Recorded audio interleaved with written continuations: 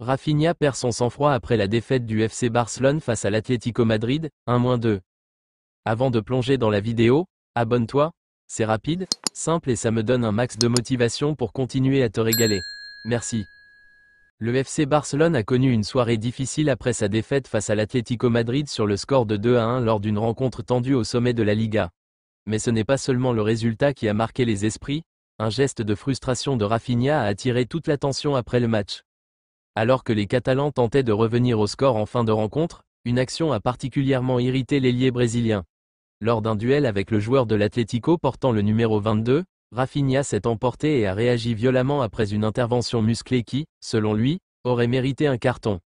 Dans un moment de tension, il a bousculé son adversaire, ce qui a entraîné une altercation entre plusieurs joueurs sur le terrain. Après le coup de sifflet final, Rafinha n'a pas caché sa colère en conférence de presse.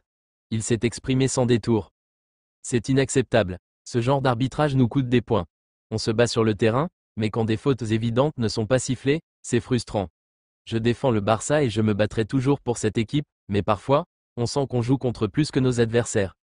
Ce geste, bien que condamné par certains observateurs, a aussi été vu comme un signe de passion et d'engagement par les supporters du Barça, qui demandent depuis longtemps plus de caractère à leurs joueurs.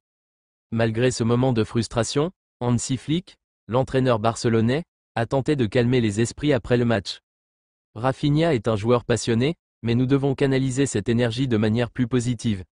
Il sait qu'il a dépassé les limites, mais ce qui compte, c'est de rebondir collectivement.